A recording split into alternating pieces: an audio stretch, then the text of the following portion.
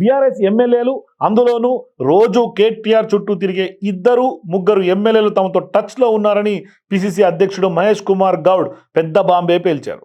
Party మారిన ఎమ్మెల్యేలపై అనర్హత వేటుకు సంబంధించి హైకోర్టు తీర్పు నేపథ్యంలో ఆయన చేసిన వ్యాఖ్యలతో బీఆర్ఎస్ పార్టీలో అలజడి మొదలైందట. మొన్నటి వరకు అనర్హత వేటు భయంతో ఆగిపోయిన ఎమ్మెల్యేలు ఇక కారు దిగేస్తారని గులాబీ నేతలు కలవరపడుతున్నారట. కేటీఆర్తో సన్నిహితంగా ఉండే వాళ్ళే వెళ్ళిపోతే ఇక పార్టీలో మిగిలేది ఎవరన్న చర్చ గులాబీ శ్రేణుల్లో జరుగుతోంది. ఇంతకీ కాంగ్రెస్తో టచ్లో ఉన్న ఇద్దరు ముగ్గురు ఎమ్మెల్యేలు ఎవరు?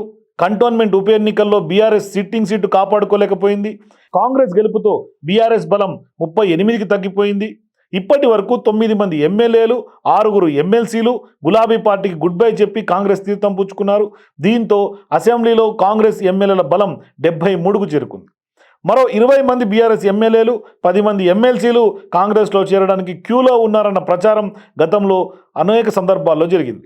ఈ క్రమంలో హైకోర్టు తీర్పు తర్వాత పిసిసి ప్రెసిడెంట్ మహేష్ కుమార్ గౌడ్ చేసిన వ్యాఖ్యలతో గులాబీ శిబిరంలో పెద్ద బాంబే పేరిందట.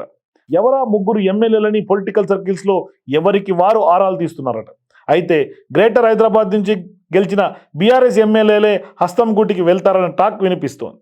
ఈ మధ్యకాలంలో మాజీ మంత్రి మల్లారెడ్డి, ఆయన అల్లుడు మల్కాజ్గిరి ఎమ్మెల్యే మరి Rajasekhara Reddy, LB Nagar MLA Sudheer Reddy BRS కార్యక్రమాల్లో చురుగ్గా పాల్గొనడం లేదు. జిహెచ్ఎంసీ ఎన్నికల కంటే ముందే ఎమ్మెల్యే సుధీర్ రెడ్డి హస్తంగూటికి వస్తారని మొదటి నుంచి టాక్ వినిపిస్తోంది. అలాగే మల్లారెడ్డి మరి రాజశేఖర రెడ్డిల పొలిటికల్ ఫ్యూచర్పై రకరకాల ప్రచారాలు జరుగుతున్నాయి. డిసెంబర్ 7 తర్వాత మంత్రివర్గ విస్తరణ ఉండే అవకాశం ఉందంటున్నారు.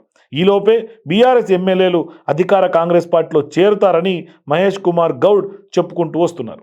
దీంతో తెలంగాణ రాజకీయాల్లో వలసలపై మరొక్కసారి ఆసక్తికర చర్చ కొనసాగుతుంది. సో తెలంగాణ రాజకీయాల్లో త్వరలో ఏం జరుగుతుందా అన్న ఉత్కంఠ ప్రస్తుతం ప్రజల్లో నెలకొంది.